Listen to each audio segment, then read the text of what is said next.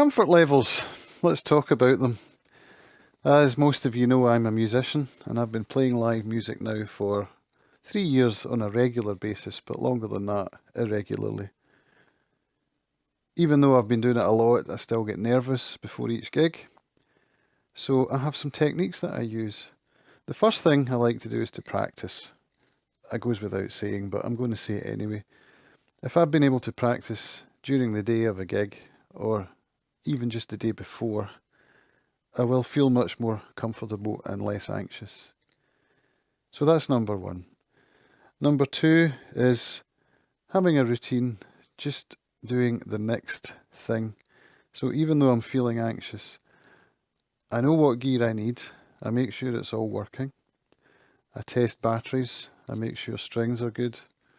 I make sure my bags are packed, that I have all the cables that I need long before I have to leave the house. And then I will pack it up in the hallway of the house, and then I'll get myself ready and have something to eat. So at each phase, I'm making sure that I'm prepared, and I'm just doing the next step in the process. I'm not focusing on the event itself, because that's where the anxiety lies, even though I know it's going to be fine. Once I've done all the preparation, I've got everything ready, I'll get myself in the car and start driving to the event. And what I find myself doing is repeating a mantra to myself, which goes along the lines of something like, I'm privileged to be able to play music. I'm lucky that I'm able to get paid to do that. And there are people who will enjoy what I do. I know this to be true because they've told me. And I'm in an amazing position here. I'm going to go and do what I enjoy, which is to express myself through my music. And I'm going to do the best that I can. And that's all that anyone can ask of me. So even though I know that the worst gig I've ever played wasn't that bad, and there aren't really going to be more worse gigs than that, I still feel the anxiety, but I push myself because I know that the rewards are immeasurable. If I play a particularly good gig that I enjoy, I come home buzzing. Now, you can't put a price on that. Another instance is podcasting. Earlier in the year, I was going to a guitar event and I came up with the decision to start a podcast where I was going to interview guitar players, guitar builders.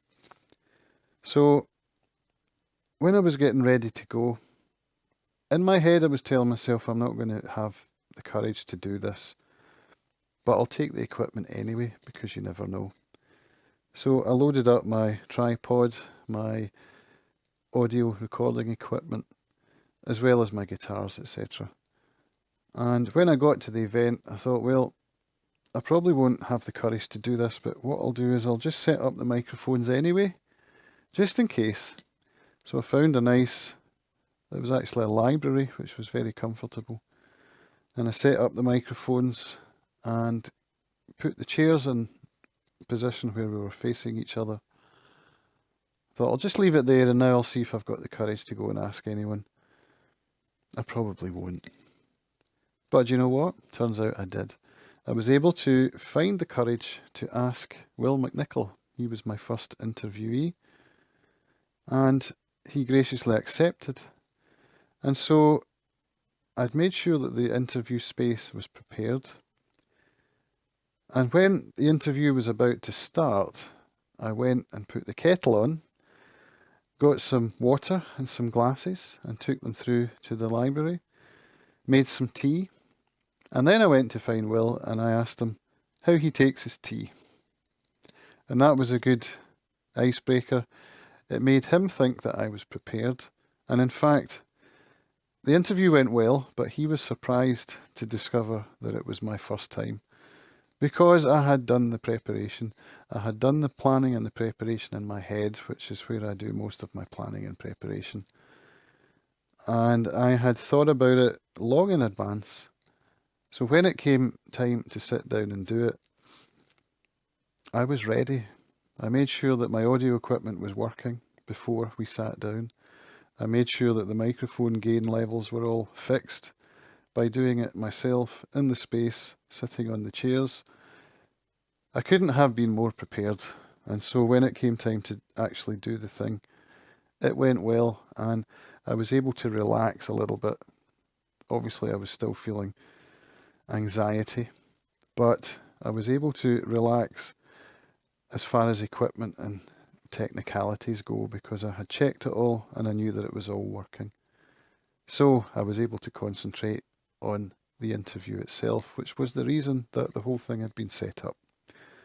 So I was able to grow through pushing myself into things that made me feel uncomfortable. It's a good way of discovering one's own limitations, talents that may lie within you that you didn't know were there, and to continue to grow. That's what it's all about. As I said about the performances, when I come home buzzing, you can't put a price on that. So pushing myself outside my comfort zone is something that I hope I will always be able to find the courage to do. I will leave you with the words of a song that I wrote when a good friend of mine died a couple of years ago. We should all live a little harder, love a little more, and fear a little less to step out the front door. Thanks for watching.